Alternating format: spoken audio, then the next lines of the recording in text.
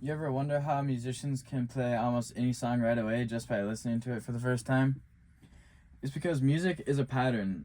Once you learn the rules, you can play anything, and then you can experiment with breaking those rules, which is really fun. I'm Tyler. I've been playing music for my whole life. I am an all-state guitarist, and I specialize in rhythm section instruments as well as stringed instruments. Once you learn these steps to play major, minor chords, using scales and identifying notes, you will be able to play about 80% of all songs. So I'm going to show you the steps to playing major and minor chords on piano, since piano is one of the easiest instruments to visualize the notes. Um, um, so first we'll figure out how to find notes, and then major scales, and then chords. So how we identify notes and find notes. So this is called middle C. So that is the most important thing. It's directly in the middle of the piano. And from middle C, if you go up one white note, that's D. And then the next one is E. And then F. Then G. Then A. B. C. So this is a C, and this is a C. That's called an octave, the relationship. And this is a C, and here, all those are C's. So all these notes, C, D, E, F, G, A, B, C, that is the C major scale, all the white notes. So that's the C major scale.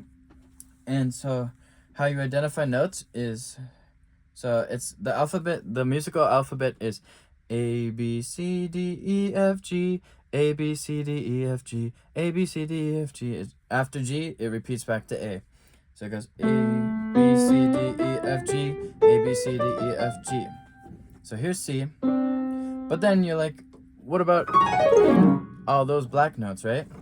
So here's C. And if you want to play this note, that is C sharp, because it's a little bit sharp, it's a little bit higher than a C. But then, what if you go here, and this is a D? Because it goes C, D, and you want to play that note?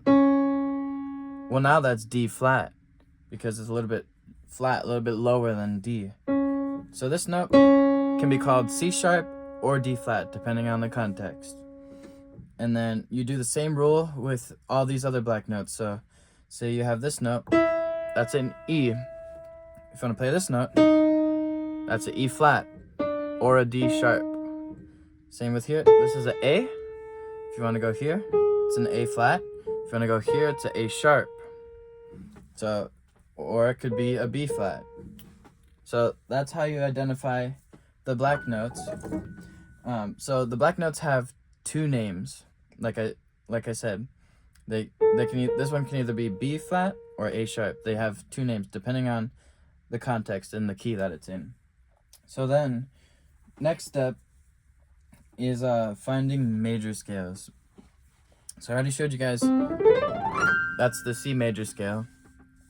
So the rule to finding major scales is whole, whole, half, whole, whole, whole, half. So that goes, so C. So I'll talk about the relationship, what a whole step and a half step is. So half step is, that's a half step. This relationship is a half step. This relationship is a whole step, so it's a little bit bigger. So how to find a C major scale?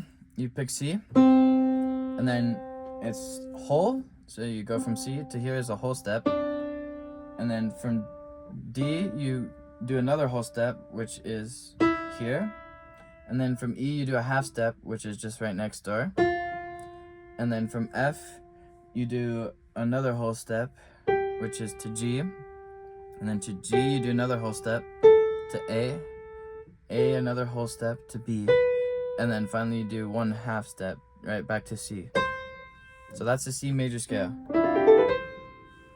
So let's try to find the A major scale. So here's A. So once you identify A, then you just use that whole, whole, half, whole, whole, whole, half rule. So you go whole, whole, half, whole, whole, whole, half. So that's A major. And now, so that's for major. And then for minor scales, you want to do this rule: whole, half, whole, whole, half, whole, whole. So you just got to remember these rules. So say I want to find the A minor scale. You go whole, and then half, and then whole, then half, and then whole, whole. So the A minor scale is, which those are all the white notes. So A minor scale is the same exact notes as C major scale, just starting from a different position. So now that we know the rules to finding major and minor scales, we can find major and minor chords. So one method is, say we're in the key of C major, and we want to be able to play a C major chord. So we start on C, skip the second note of the scale, skip that one, and go here, and then skip another one, and then go here. That's the C major scale. That's the C major chord. So say now we're in the key of A minor, okay? So A, skip one, that's the A minor chord. And then, so that's how you find it. And then what you can do after that, so here's C major. If you move all your fingers up one note in the scale, that's the next chord of the C major scale. So that's a D minor chord. Move it up again. That's E minor. Move it up again. That's F major. Move it up. G major. Move it up. A minor. Move it up again. And this last one's different. It's called a diminished chord, a B diminished, and it resolves back to C major. So now I taught you the basics of chord structure, scale structure, and how to find notes.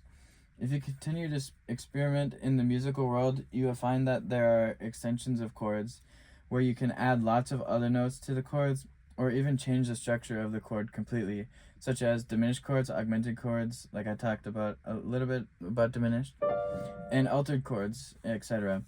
But that's for another video. Thanks for watching, and I hope you enjoyed learning something new.